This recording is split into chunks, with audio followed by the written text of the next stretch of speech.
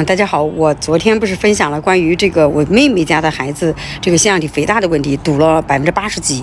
最后结果大白也教他动手术，后来他没有通过动手术的方式来进行一个调理的方式，让他孩子就恢复了正常，这个应该也是我值得分享的原因是，确实是大白要他动手术，但是他没有动手术，确实是改善非常非常明显，我也发了这个短视频了，那是很多人都单独的私信我。但是确实跟大家说实话，我还是通过短视频的方式来分享给大家，因为问我的人太多了，我也希望能够帮助到更多的人嘛。就是我姐夫他使用的方法就是那个高贴。其实我跟你说，很多人都问我，哎呀，什么高贴，我真的没办法提供的原因是因为他们提供的高贴是只卖给一些什么社区啊、诊所啊这种类型的，所以我就没办法给大家提供。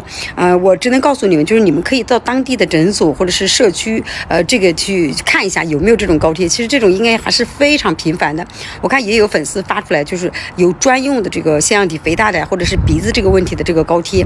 你们可以去。其实这个高贴我觉得还是很有用的，因为我妹妹贴了，她家孩子贴了3个月。改善也是非常非常明显的。那么你们到当地，因为这个东西你说要对症，你说你买了这个不对症的之后，结果你没有太大的效果，到时候不是费钱嘛，对不对？我听了我姐夫说，其实任何地方都有都有，就是你到当地的诊所去找一找，看一看有没有这个，或者是社区医院，知道吧？去看一下有没有这种高贴，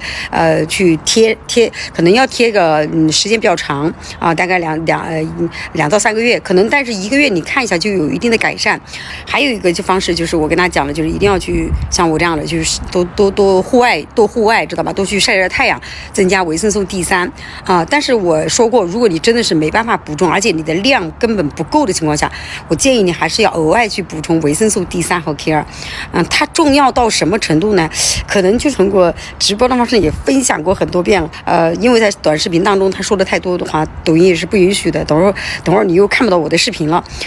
还有一个就是我妹妹也是非常有耐心的，就是基本上是很忌口的，不给吃甜食，不给吃那个垃圾食品，也不给喝冷的东西，所有一切冷的东西都不吃，都禁嘴，知道吧？但是他家孩子很调皮，就喜欢偷着吃，这应该也是他家孩子造成问题的所在。我妹妹家孩子还有个非常严重的鼻炎，可麻烦了这个孩子可难伺候了，而且动不动就咳嗽，还有一个就是腺样体肥大这个也是他非常头疼的事情。但是通过本来是目的是为了搞这个腺样体肥大的问题，但是没有想到就是通过这一系列的方式，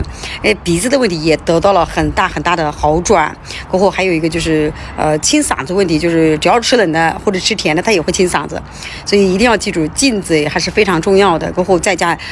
健康的饮食，再加这个健康的这个生活方式去改变包括我们有的时候跟大家分享的就是什么揉腹捏脊等等这些就是非常安全的一些动作都可以去做起来。如果真的是希望你家有彻底的改善，你一定要有耐心，真的你比如说3年打鱼2年上网可能就有点难。我妹妹真是一个非常有耐心的一个人，所以她家孩子恢复得非常好。